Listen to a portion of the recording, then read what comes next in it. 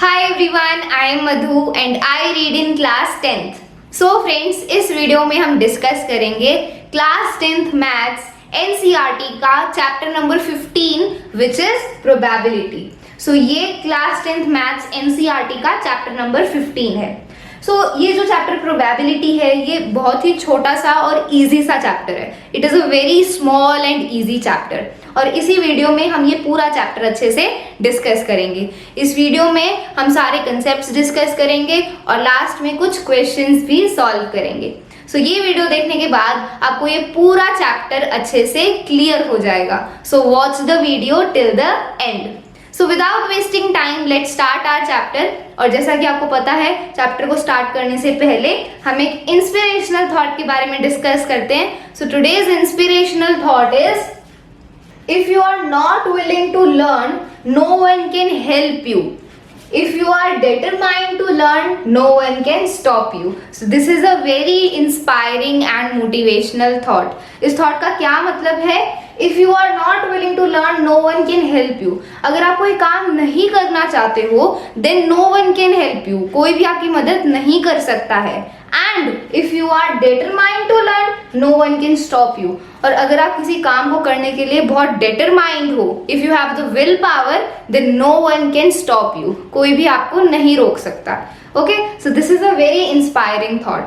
हमारी सोसाइटी में बहुत सारे एग्जाम्पल्स हैं, बहुत सारे ऐसे लोग हैं जिनको इतना सपोर्ट नहीं मिला लेकिन फिर भी वो सक्सेसफुल हो पाए. Why? Just because they had the will power. Okay, so this is today's thought. Now let's start our chapter probability. Start करते हैं. तो सबसे पहले हम डिस्कस करेंगे कि probability होता क्या है. What is probability? तो देखो, it is the branch of mathematics that measures the uncertainty of an event using numbers is called probability. तो probability क्या है? मैथमेटिक्स की ऐसी ब्रांच है जिसमें हम किसी इवेंट की अनसर्टेनिटी को मेजर करते हैं नंबर्स का यूज करके. That is known as probability. What is probability? मैं बेसिक लैंग्वेज में आपको बता देती हूँ कि एक इवेंट के होने के कितने चांसेस हैं. इसको जब हम मेजर करते हैं मैथ्स में, this is known as probability. एक घटना के घटित होने के कितने चांसेस हैं, इसको जब हम मेजर करते हैं, that is known as probability. The chances of occurring a event, एक इवेंट के अकर होने के कितने चांसेस हैं. ठीक है, एक इवेंट के अकर होने के कितने चांसेस हैं, इसको जब हम मैथ्स में नंबर्स का यूज करके मेजर करते हैं तो उसको हम क्या बोलते हैं? प्रोबेबिलिटी बोलते हैं. ओके, फॉर एग्जाम्पल जैसे हम अपनी डे टू डे लाइफ में ऐसे सेंटेंसेस का यूज करते हैं जैसे आज बारिश हो सकती है, या हम ऐसे सेंटेंसेस बोलते हैं शायद वो दिल्ली जाएगा. तो इस टाइप के जो सेंटेंसेस होते हैं तो इनमें हम क्या कर रहे हैं? हम प्रिडिक्शन कर रहे हैं कि शायद आज बारिश होगी. हमें नहीं पता कि बारिश होगी या नहीं होगी, बट वी आर प्रिडिक्टिंग. ठीक है, तो इसको बोलते हैं प्रोबेबिलिटी. और दूसरा एग्जाम्पल लेते हैं, जैसे मान लो अगर मैंने कोई कॉइन टॉस किया है, if I have tossed a coin, तो एक कॉइन में हेड होता है और टेल होता है. तो जब मैंने कॉइन को टॉस किया तो हेड आने के कितने चांसेस हैं या फिर टेल आने के कितने चांसेस हैं. तो किसी इवेंट के अकर होने के चांसेस को जब हम मेजर करते हैं, that is known as the probability of that event. ठीक है, तो जब मैंने एक कॉइन को टॉस किया तो हेड आने के कितने चांसेस हैं, तो हेड आने के कितने चांसेस हैं, इसको जब हम मेजर करेंगे so this that will be known as the probability. ठीक है, तो किसी भी इवेंट के अकर होने के चांसेस को जब हम मेजर करते हैं, that is known as probability. Okay, बहुत ही सिंपल सा और इजी सा टॉपिक है. You can also relate it to your day to day life. Okay, the chances that an event will or will not occur is expressed on a scale ranging from 0 to 1. तो किसी भी event की जो probability होती है वो हमेशा 0 और 1 के बीच में होती है. ठीक है, वेरी वेरी इंपॉर्टेंट. अगर कोई भी इवेंट है तो उस इवेंट की जो प्रोबेबिलिटी है वो हमेशा 0 और 1 के बीच में ही होगी. ना 0 से कम हो सकती है और ना 1 से ज्यादा होगी. ठीक है, so probability of any event is always between 0 to 1. Probability 0 हो सकती है, 1 भी हो सकती है. ठीक है, लेकिन 1 से बड़ी नहीं हो सकती और ना 0 से कम हो सकती. Okay, so probability of any event is between 0 to 1. ठीक है। अगर मान लो कोई इवेंट है जो इम्पॉसिबल है, ऐसा कभी हो ही नहीं सकता, सो उस इवेंट की जो प्रोबेबिलिटी होती है वो होती है 0, ठीक है। अगर ऐसी कोई घटना है जो कभी घट ही नहीं सकती, ऐसा कोई इवेंट है जो कभी भी नहीं हो सकता, तो उस इवेंट की जो प्रोबेबिलिटी है, अकर होने के जो चांसेस हैं, जो प्रोबेबिलिटी होती है उस इवेंट की, वो कितनी होती है? 0 होती है। और अगर मान लो कोई इवेंट है जो बिल्कुल हम श्योर हैं कि वो इवेंट अकर होगा ही होगा, वो घटना घटेगी ही घटेगी, तो उस इवेंट की जो प्रोबेबिलिटी होती है वो कितनी होती है? 1, ठीक है। मतलब अगर कोई इम्पॉसिबल इवेंट है, जो इवेंट कभी अकर हो ही नहीं सकता, सो उस इवेंट की प्रोबेबिलिटी होती है 0। और अगर ऐसा कोई इवेंट है जो 100% होगा, 100% वो जो इवेंट है वो अकर होगा, तो उस इवेंट की प्रोबेबिलिटी होती है 1। फॉर एग्जाम्पल, अगर मान लो, अगर हम बोले कि जो सन है वो वेस्ट से राइज करेगा, तो ऐसा कभी हो सकता है? सन तो हमेशा ईस्ट से राइज करता है ना, तो सन कभी भी वेस्ट से राइज नहीं कर सकता। सो ये जो इवेंट है कि सन वेस्ट से राइज करेगा, इस इवेंट की प्रोबेबिलिटी कितनी है? 0 है, क्योंकि हमें पता है कि सन कभी भी वेस्ट से राइज कर ही नहीं सकता, ऐसा कभी हो ही नहीं सकता, कोई चांस ही नहीं है। इसीलिए इस इवेंट की जो प्रोबेबिलिटी होगी वो कितनी होगी? 0। It is impossible, okay.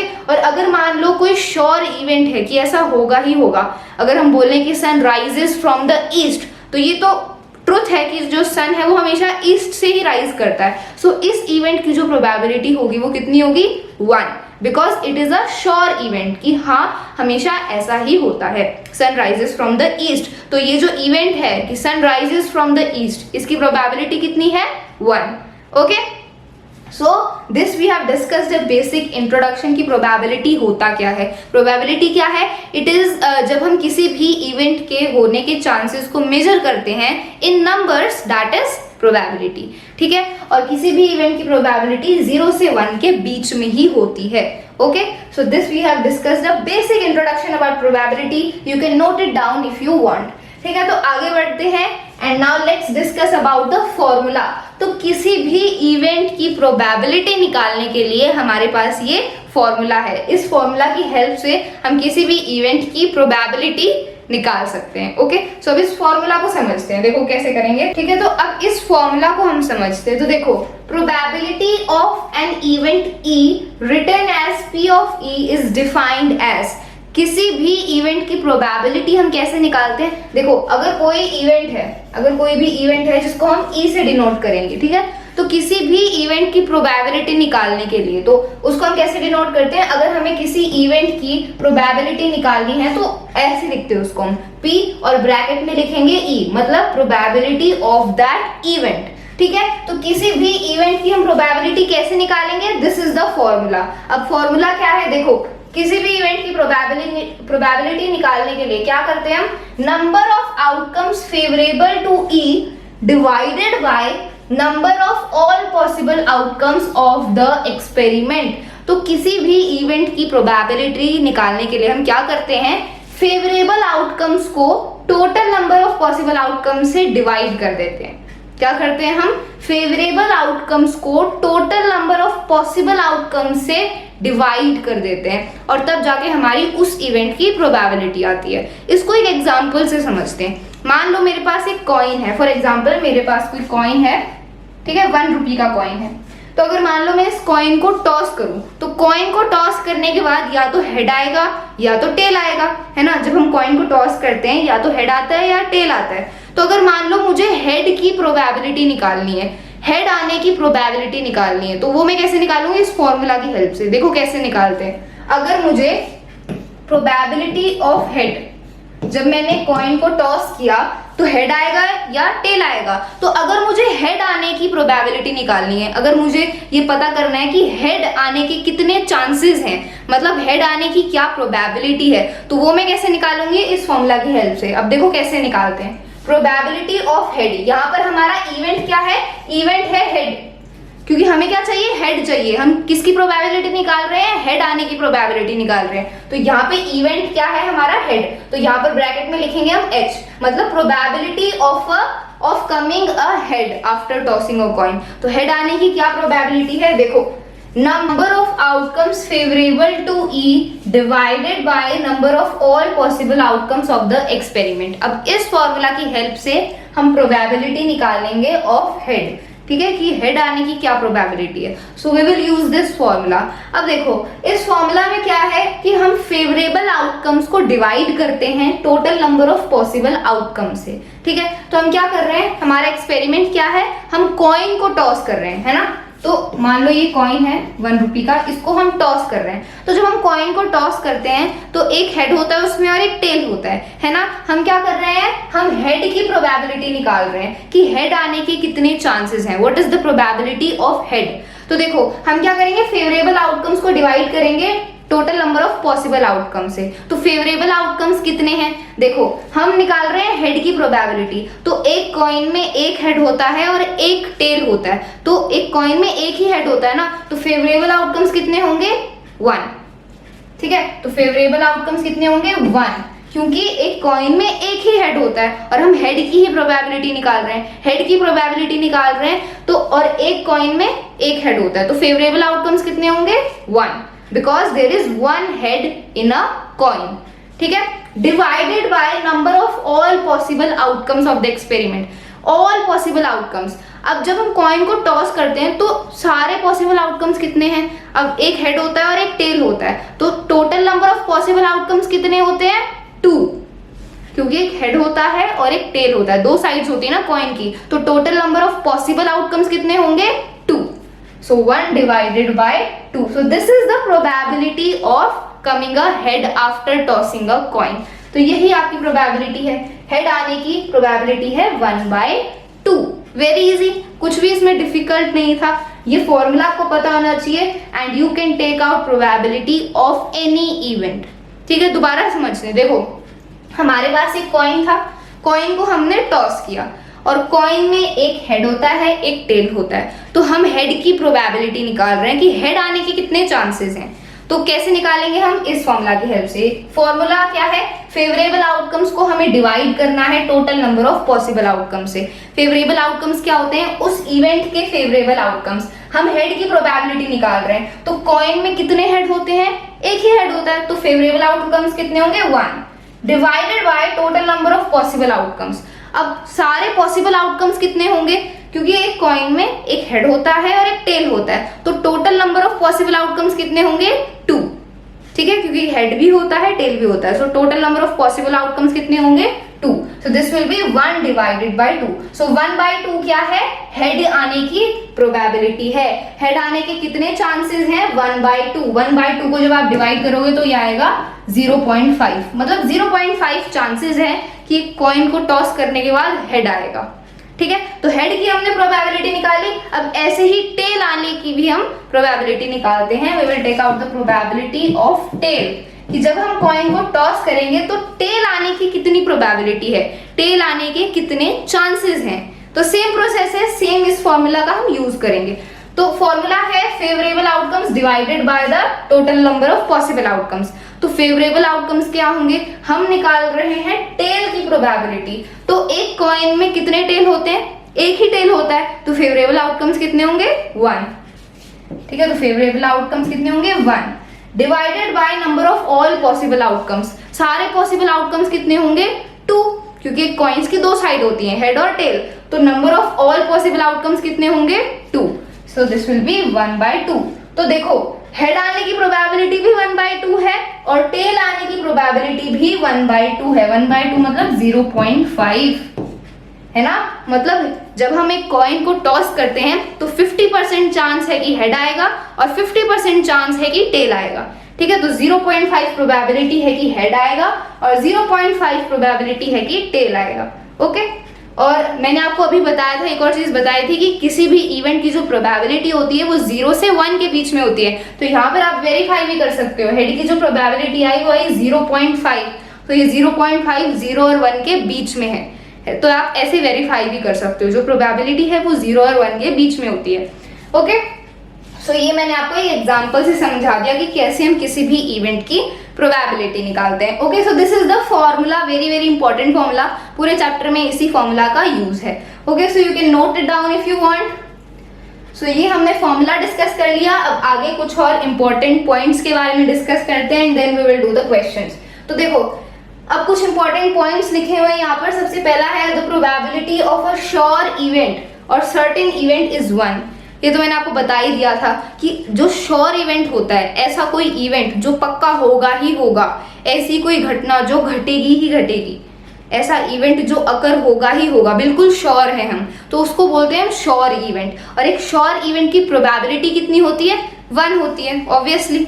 अगर कोई श्योर इवेंट है, ऐसा कोई इवेंट है जो श्योरली अकर होगा ही होगा, तो उसकी जो प्रोबेबिलिटी होती है, अकर होने के जो चांसेस होते हैं, वो कितने होते हैं? 1। ठीक है।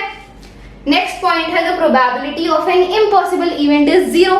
ये भी मैंने आपको बताया था कि ऐसा कोई इवेंट है जो इम्पॉसिबल है, हो ही नहीं सकता, सो उस इवेंट की प्रोबेबिलिटी कितनी होती है? 0। जैसे कि अगर हम बात करें कि सन वेस्ट से राइज करेगा, तो ऐसा कभी होता है? नहीं, सन कभी भी वेस्ट से राइज नहीं करता। तो ये क्या है? एक इम्पॉसिबल इवेंट है। और एक इम्पॉसिबल इवेंट की जो प्रोबेबिलिटी होती है वो होती है 0।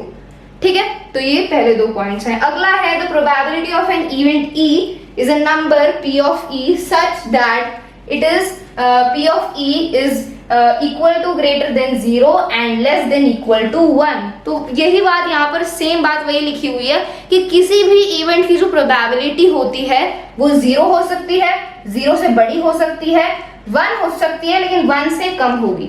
ठीक है, मतलब किसी भी इवेंट की जो प्रोबेबिलिटी है वो 0 से 1 के बीच में होती है। 0 भी हो सकती है, 1 भी हो सकती है, और 0 और 1 के बीच में हो सकती है। ठीक है, ना किसी इवेंट की प्रोबेबिलिटी 1 से ज्यादा हो सकती है और ना 0 से कम हो सकती है। 0 और 1 के बीच में होगी। प्रोबेबिलिटी 0 भी हो सकती है, 1 भी हो सकती है, और 0 और 1 के बीच में भी हो सकती है। तो यही बात यहाँ पर न्यूमेरिकली लिखी हुई है कि किसी भी इवेंट की जो प्रोबेबिलिटी है वो 0 हो सकती है,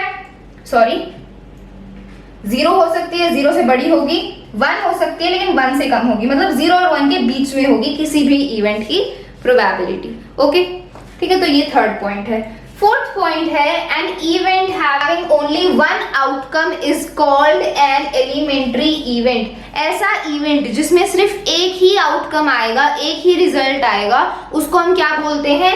एलिमेंट्री इवेंट। ठीक है, ऐसा इवेंट जिसमें एक ही रिजल्ट आएगा, एक ही आउटकम आएगा, उसको हम क्या बोलते हैं? Elementary event. सो इसका एग्जांपल हो सकता है टॉसिंग अ कॉइन। अगर एक बार हम कॉइन को टॉस करें तो या तो हेड आएगा या टेल आएगा, एक ही आउटकम आएगा ना। So this is a elementary event. ठीक है, अब आगे लिखा है the sum of the probabilities of all the elementary events of an experiment is 1। एक एक्सपेरिमेंट में सारी एलिमेंट्री इवेंट्स की प्रोबेबिलिटी को अगर हम जोड़ दें तो क्या आएगा? 1 आएगा। कैसे? देखो, अगर हम कॉइन को टॉस कर रहे हैं तो ये क्या है? ये एक एक्सपेरिमेंट है। अब जब हम कॉइन को टॉस करेंगे तो हेड भी आ सकता है, टेल भी आ सकता है। तो हेड आएगा तो वो एक एलिमेंट्री इवेंट है, टेल आएगा तो वो एक एलिमेंट्री इवेंट है। तो अगर हम हेड आने की प्रोबेबिलिटी और टेल आने की प्रोबेबिलिटी को अगर हम ऐड कर दें तो क्या आएगा? 1 आएगा। ऑब्वियस सी बात है, आप चेक करके खुद भी देख सकते हो। अगर हम एक कॉइन को टॉस करें, अगर हम एक कॉइन को टॉस करेंगे तो हेड आने की प्रोबेबिलिटी क्या है? 1/2 है। अभी हमने डिस्कस किया था, हेड आने की प्रोबेबिलिटी है 1/2। और टेल आने की प्रोबेबिलिटी क्या है? टेल आने की प्रोबेबिलिटी भी 1/2 है। ठीक है, सो टेल आने की प्रोबेबिलिटी भी 1/2 है। तो अगर इन दोनों की प्रोबेबिलिटीज को हम ऐड कर दें तो क्या आएगा? देखो, 1/2 + 1/2, हाफ और हाफ कितना होता है? 1 ही होता है ना। तो इन दोनों का सम कितना होगा? 1 होगा। तो यहाँ से हमें ये पता चल रहा है कि एक एक्सपेरिमेंट के अगर हम सभी एलिमेंट्री इवेंट्स की प्रोबेबिलिटी को जोड़ दें तो क्या आएगा? 1 आएगा। ठीक है, ठीक है, तो ये एलिमेंट्री इवेंट था। This is elementary event. इनकी प्रोबेबिलिटीज को जब हमने जोड़ा तो क्या आया? 1 आया। हमने कॉइन को टॉस किया तो हमने एक एक्सपेरिमेंट परफॉर्म किया। ठीक है, तो और उस एक्सपेरिमेंट में अगर हम हेड की प्रोबेबिलिटी और टेल की प्रोबेबिलिटी को जोड़ दें तो क्या आएगा? 1 आएगा। ओके, सो ये आपका 4th पॉइंट है। सो आई होप आपको ये भी अच्छे से क्लियर हो गया है। You can note it down if you want. ठीक है, सो ये हमने कुछ इंपॉर्टेंट इंफॉर्मेशन के बारे में डिस्कस किया। Now let's move forward. तो अब देखो, एक और फॉर्मूला है चैप्टर में जिसके बारे में हम डिस्कस कर लेते हैं और फिर हम क्वेश्चन सॉल्व करेंगे। ओके, सो अब यहाँ पर लिखा है फॉर एनी इवेंट ई, किसी भी इवेंट ई के लिए probability of E plus probability of not E is equal to 1। अब इसका क्या मतलब है, इसको समझते हैं। देखो, किसी इवेंट की प्रोबेबिलिटी को अगर हम जोड़ दें उस इवेंट की ना होने की प्रोबेबिलिटी में, तो हमेशा 1 आता है। देखो, किसी घटना के घटने के चांसेस और उस घटना के ना घटने के चांसेस को अगर हम ऐड कर दें तो 1 आता है। अगर किसी इवेंट के अकर होने के चांसेस को और उस इवेंट के ना अकर होने के चांसेस को अगर हम ऐड करें तो क्या आएगा? 1 आएगा। अगर मान लो कोई इवेंट अकर होगा, तो अगर उस इवेंट के अकर होने के चांसेस को और उस इवेंट के ना अकर होने के चांसेस को अगर हम ऐड कर दें तो क्या आएगा? 1 आएगा। मतलब प्रोबेबिलिटी ऑफ अ इवेंट, किसी इवेंट की प्रोबेबिलिटी को अगर हम ऐड करें, प्रोबेबिलिटी, और यहाँ पर लिखा है ई और डैश। ई डैश का क्या मतलब है? ई डैश का मतलब वो इवेंट ना हो।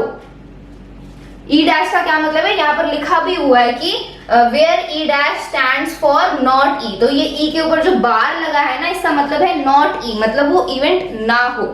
तो अगर हम probability of that event and probability of not that event को अगर हम ऐड करें तो 1 आता है हमेशा। ठीक है, इसको थोड़ा और अच्छे से समझते हैं। It is a very important concept. अगर हम किसी इवेंट की प्रोबेबिलिटी और उस इवेंट की ना होने की प्रोबेबिलिटी को अगर हम ऐड करें तो 1 आएगा। सिंपल सी बात है। अगर हम किसी इवेंट की प्रोबेबिलिटी और उस इवेंट की ना होने की प्रोबेबिलिटी को ऐड करें तो क्या आता है? 1 आता है। आया समझ? ये ई बार, ई के ऊपर जो बार लगा है इसका मतलब है नॉट ई, मतलब उस इवेंट की ना होने की प्रोबेबिलिटी। ठीक है, पी ऑफ ई बार मतलब उस इवेंट की ना हो, नॉट ई, तो वो इवेंट ना हो। सो अगर हम किसी इवेंट की प्रोबेबिलिटी और किसी इवेंट की ना होने की प्रोबेबिलिटी को ऐड करें तो क्या आएगा? 1 आएगा। Okay, very simple. अब आगे देखो, which gives us probability of any event is equal to 1 minus probability of not that event। तो देखो, अगर इस फॉर्मूला को हम थोड़ा सा रीअरेंज करें, थोड़ा सा मॉडिफाई करें तो ये ऐसे हो जाएगा। कैसे? देखो, probability of any event plus probability of not that event is equal to 1। हमें पता है कि किसी इवेंट की प्रोबेबिलिटी और किसी इवेंट की ना होने की प्रोबेबिलिटी को अगर हम ऐड करें तो वो 1 के इक्वल होता है। तो अगर हम इस P ऑफ ई बार को, किसी इवेंट की ना होने की प्रोबेबिलिटी को अगर हम यहाँ पर राइट हैंड साइड ले जाएं तो ये माइनस हो जाएगा, है ना? तो अगर हम इसको राइट हैंड साइड ले जाएंगे तो ये माइनस हो जाएगा। तो यहाँ पर भी वही हुआ है, हमने इस probability of not the event को हम राइट हैंड साइड ले आए और ये माइनस हो गया। ठीक है, तो इस फॉर्मूला को आप रीअरेंज करोगे तो आपको ये फॉर्मूला मिल जाएगा। Probability of any event is equal to 1 minus probability of not that event. ठीक है, तो ये आपके 2 फॉर्मूला आ गए यहाँ पर और इनका चैप्टर में बहुत ज्यादा यूज है, तो इनको बिल्कुल अच्छे से याद कर लो कि किसी इवेंट की प्रोबेबिलिटी और उस इवेंट की ना होने की प्रोबेबिलिटी को अगर हम ऐड करते हैं तो वो 1 के इक्वल होता है। ठीक है, और अगर आपको किसी इवेंट की प्रोबेबिलिटी निकालनी है तो आप क्या करोगे? 1 में से उस इवेंट की ना होने की प्रोबेबिलिटी को सब्ट्रैक्ट कर दो। क्या करना है? किसी भी इवेंट की प्रोबेबिलिटी निकालने के लिए आप 1 में से उस इवेंट की ना होने की प्रोबेबिलिटी को सब्ट्रैक्ट कर दो, then you will get the probability of that event. ठीक है, सो ये 2 फॉर्मूलाज हैं, इनको आप नोट डाउन कर सकते हो। ओके, और ये मैंने आपको बता दिया, ये ई के ऊपर जो बार लगा हुआ है इसका मतलब है नॉट ई, मतलब नॉट दैट इवेंट, वो इवेंट ना हो, तो इवेंट ना होने की प्रोबेबिलिटी। तो उसको हम कैसे रिप्रेजेंट करते हैं? इवेंट के ऊपर, ई के ऊपर बार लगा देते हैं। इसका बार लगाने का मतलब है कि वो इवेंट, उस इवेंट की ना होने की प्रोबेबिलिटी, ई के ऊपर अगर बार लग गया तो उसका मतलब होता है नॉट ई। ठीक है, नॉट इवेंट। तो ई और ये मैंने आपको फॉर्मूला समझा दिया। अब E and E bar are called complementary events, और ये जो E इवेंट है और नॉट E है, ये दोनों क्या है? ये दोनों है कॉम्प्लीमेंट्री इवेंट्स। ठीक है, अगर इन दोनों की प्रोबेबिलिटी को हम ऐड करते हैं तो क्या आता है? 1 आता है। Okay, so these are complementary events, you can note it down if you want. तो हमने कंसेप्ट सारा समझ लिया है, फॉर्मूलाज हमने पढ़ लिया और बाकी जो इंपॉर्टेंट पॉइंट्स थे उनके बारे में हमने पढ़ लिया। अब कुछ क्वेश्चन सॉल्व करते हैं। Okay, so now let's solve some questions based on what we have studied till now. So friends, now let's solve this question. तो अब क्वेश्चन सॉल्व करेंगे। तो सबसे पहला क्वेश्चन है, find the probability of getting a head when a coin is tossed once, also find the probability of getting a tail. यही same example है जो मैंने आपको थोड़ी देर पहले समझाया था कॉइन वाला। तो बस अब इसको हम रिटन फॉर्म में करके दिखाएंगे कि हमें लिखना कैसे है। ठीक है, तो हमें बोल रहे हैं कि एक कॉइन को हमने टॉस किया है एक बारी, तो हेड मिलने की प्रोबेबिलिटी निकालो और टेल मिलने की प्रोबेबिलिटी निकालो। तो हमें हेड की प्रोबेबिलिटी निकालनी है और टेल की भी प्रोबेबिलिटी हम निकालेंगे। Okay, so let's start. तो सोल्यूशन कैसे लिखेंगे? सबसे पहले हम लिखेंगे number of all possible outcomes. जब हमने कॉइन को टॉस किया तो total number of possible outcomes कितने होंगे, कितने पॉसिबल आउटकम्स होंगे। ठीक है, so first we will write, सबसे पहले हम क्या लिखेंगे, नंबर ऑफ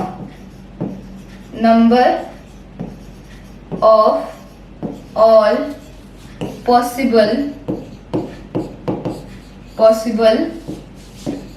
आउटकम्स। तो कितने नंबर ऑफ पॉसिबल आउटकम्स होंगे जब हम एक कॉइन को टॉस करते हैं। तो जब हम एक कॉइन को टॉस करते हैं तो कॉइन की दो साइड्स होती हैं, हेड और टेल। तो total number of possible outcomes कितने होंगे, 2 ही होंगे। ठीक है, so number of all possible outcomes कितने हैं, 2। ठीक है, अब हम क्या, सबसे पहले हम हेड की प्रोबेबिलिटी निकालेंगे, हेड मिलने की प्रोबेबिलिटी निकालेंगे। ओके, सो अब हम यहाँ पर एक स्टेटमेंट लिखेंगे, let E be the event of getting a head। So ये हमने ये स्टेटमेंट लिख दी, let E be the event of getting a head. मतलब जब हम एक कॉइन को टॉस करते हैं तो हम हेड की प्रोबेबिलिटी निकाल रहे हैं यहाँ पर। तो हेड मिलना ये क्या है, ये एक इवेंट है। तो हेड मिलने का जो ये इवेंट है इसको हम ई से रिप्रेजेंट कर रहे हैं। सो ई क्या है, it is the event of getting a head. Head मिलने का जो इवेंट है उसको हम ई से रिप्रेजेंट कर रहे हैं। ठीक है, ये हमने लिख दिया। अब number of favourable outcomes, favourable outcomes कितने होंगे। सो यहाँ पर हम अगली स्टेटमेंट लिखेंगे, नंबर ऑफ फेवरेबल आउटकम्स। क्योंकि हमारा फॉर्मूला है प्रोबेबिलिटी निकालने का, उसमें हमें पॉसिबल आउटकम्स चाहिए और फेवरेबल आउटकम्स चाहिए। तो पॉसिबल आउटकम्स कितने हैं, 2 हैं। अब हम फेवरेबल आउटकम्स देखते हैं। So number of favourable outcomes.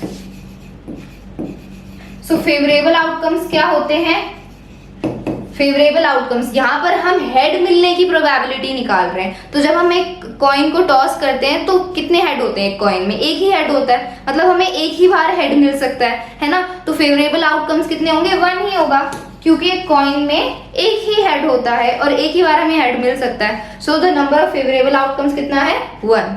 ठीक है, सारी वैल्यूज हमने लिख दी। अब बस फॉर्मूला अप्लाई करेंगे, उसमें वैल्यूज पुट करेंगे और हमारा आंसर आ जाएगा। तो फॉर्मूला क्या है, किसी भी इवेंट की प्रोबेबिलिटी निकालने का formula is probability of any event. Formula क्या है, number of favourable outcomes, number of favourable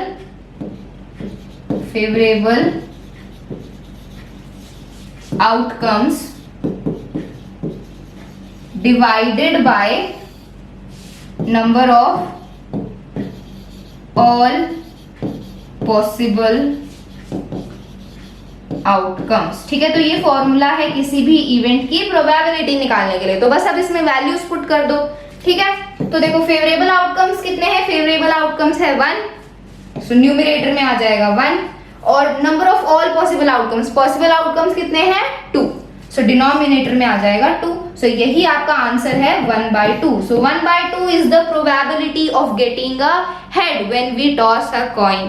ठीक है, तो जब हम एक कॉइन को टॉस करते हैं तो हेड मिलने की प्रोबेबिलिटी क्या है, 1/2।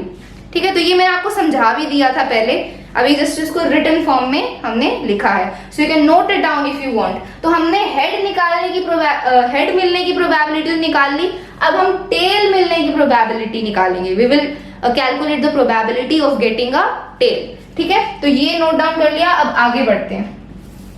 तो देखो ये फॉर्मूला यहाँ पर लिखा रहेगा, ये स्टेटमेंट भी यहाँ पर ऐसे ही लिखी रहेगी क्योंकि सेम है सारा प्रोसीजर। ठीक है, let E be the event of getting a head. अब हम हेड की नहीं टेल की प्रोबेबिलिटी निकाल रहे हैं, तो यहाँ पर हम टेल लिख देंगे। हमारा इवेंट क्या है, गेटिंग अ टेल।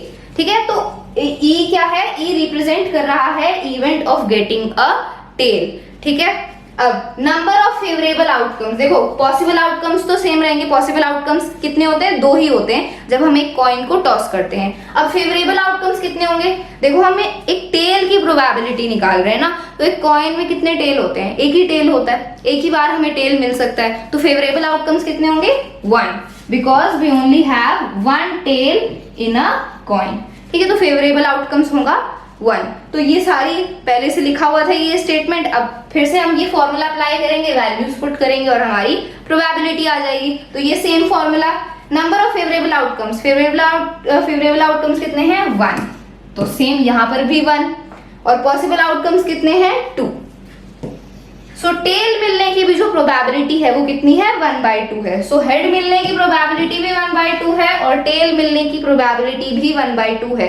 मतलब इसका क्या मतलब है कि जब हम एक कॉइन को टॉस करते हैं तो हेड और टेल मिलने के जो चांसेस हैं, जो प्रोबेबिलिटी है वो 50-50 है। मतलब 50% चांस है हमें हेड मिलेगा, 50% चांस है कि हमें टेल मिलेगा। ओके, सो इन दोनों की हमने प्रोबेबिलिटी भी निकाल ली। You can note it down if you want. ठीक है, तो ये हमारा पहला क्वेश्चन था। Now let's move on towards the next question. So friends, now let's solve the next question. तो क्वेश्चन क्या है? Which of the following experiments have equally likely outcomes, explain. तो ये हमें कुछ एक्सपेरिमेंट्स गिवन है, हमें देखना है कि इनमें से कौन से एक्सपेरिमेंट्स में इक्वली लाइकली आउटकम्स होंगे। अब ये इक्वली लाइकली आउटकम्स क्या होता है? देखो, इक्वली लाइकली आउटकम्स मतलब ऐसा एक्सपेरिमेंट जिसमें जो इवेंट होगा, जो इवेंट अकर होगा, उसके घटने के इक्वल चांसेस हैं। ठीक है, मतलब जो भी इवेंट अकर हो रहा है, जो भी घटना घट रही है, उसके होने के इक्वल चांसेस हैं। ठीक है, इक्वल चांसेस हैं, तो उसको हम बोलते हैं इक्वली लाइकली आउटकम्स। ठीक है, तो ये हम ये एक्सपेरिमेंट्स पढ़ेंगे और फिर इनमें हम देखेंगे कि इनके इक्वली लाइकली आउटकम्स हैं या नहीं है। ठीक है, तो देखो सबसे पहला हमें एक्सपेरिमेंट दिया है, a driver attempts to start a car, the car starts और डज नॉट स्टार्ट। देखो, एक ड्राइवर है, वो अपनी गाड़ी स्टार्ट करने की कोशिश करता है, तो कार स्टार्ट होगी या नहीं होगी। तो इस एक्सपेरिमेंट में इक्वली लाइकली आउटकम है या नहीं? तो देखो, इक्वली लाइकली आउटकम मतलब बराबर चांस होने चाहिए इवेंट के अकर होने के। तो देखो, कार स्टार्ट होगी या कार स्टार्ट नहीं होगी, तो क्या इन दोनों के बराबर चांस हैं? अगर मान लो गाड़ी बिल्कुल अपनी ठीक ठाक कंडीशन में है, उसमें सारा पेट्रोल है, बिल्कुल वो अपनी गुड कंडीशन में है, तो वो गाड़ी आराम से स्टार्ट हो जाएगी। और अगर मान लो जो कार है वो अच्छी कंडीशन में नहीं है, उसमें पेट्रोल कम है या फिर इंजन खराब है या टायर में पंचर है, तो अगर मान लो गाड़ी ही अच्छी कंडीशन में नहीं है तो वो गाड़ी स्टार्ट नहीं होगी, है ना। तो इन दोनों के बराबर चांस तो नहीं है ना, गाड़ी स्टार्ट होने के और गाड़ी स्टार्ट ना होने के बराबर चांस नहीं है। ये डिपेंड करता है what is the condition of that car. ठीक है, तो ये डिपेंड करता है और दूसरे फैक्टर्स पे। तो इस एक्सपेरिमेंट में इक्वली लाइकली आउटकम्स नहीं है, गाड़ी स्टार्ट होने के और गाड़ी स्टार्ट ना होने के इक्वल चांसेस नहीं है। ठीक है, तो ये जो पहला एक्सपेरिमेंट है इसमें इक्वली लाइकली आउटकम्स नहीं होंगे, तो आंसर है नो।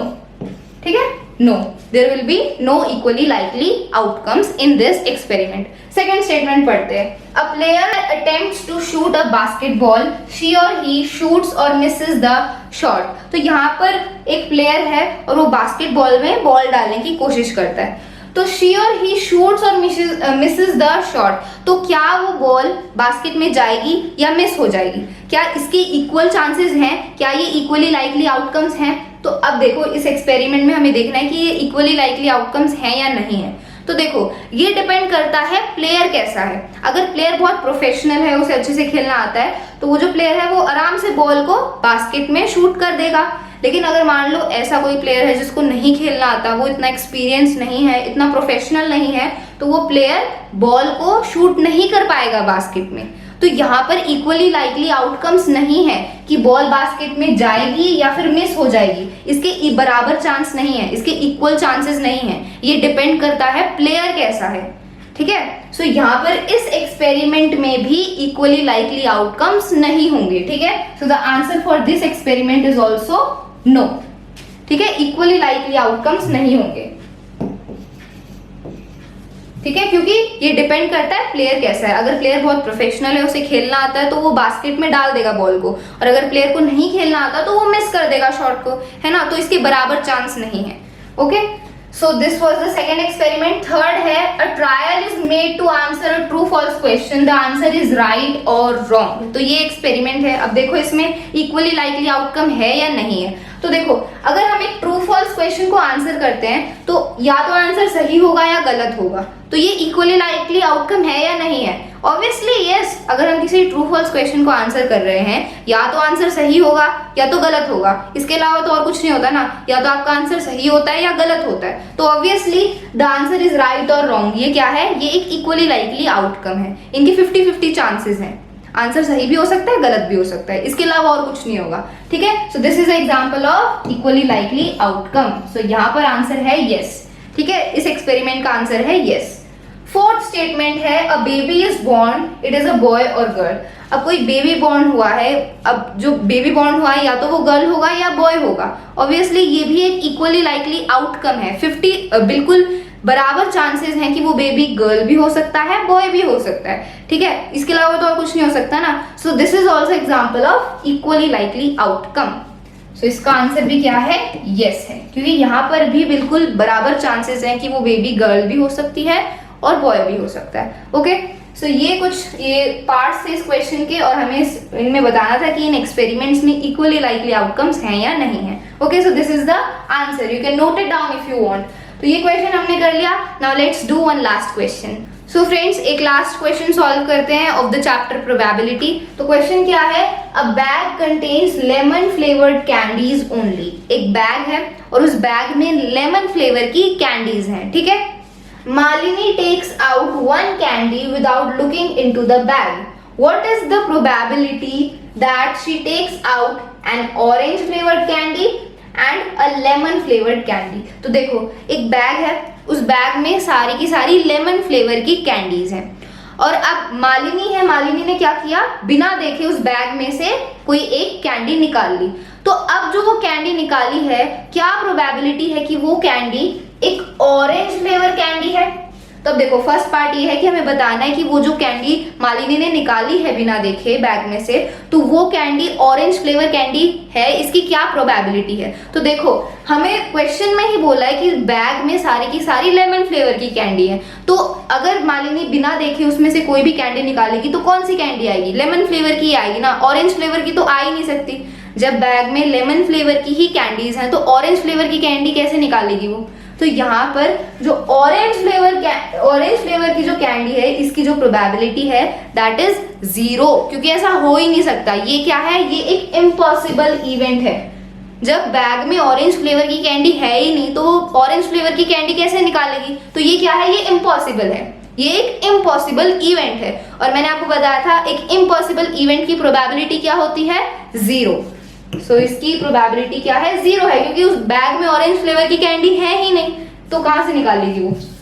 ठीक है. So the probability of that she takes out an orange flavour candy, इसकी प्रोबेबिलिटी क्या है? 0 है बिकॉज इट इज इम्पॉसिबल. ठीक है. अब सेकेंड पार्ट है लेमन फ्लेवर कैंडी. मतलब जो उसने कैंडी निकाली है वो एक लेमन फ्लेवर कैंडी है. इसकी क्या प्रोबेबिलिटी है? अब देखो बैग्स में सारी लेमन फ्लेवर की ही कैंडी है तो वो बिना देखे कोई भी कैंडी निकालेगी तो कौन सी होगी? लेमन फ्लेवर की ही होगी ना. क्योंकि सारी उसमें लेमन फ्लेवर की ही कैंडी है.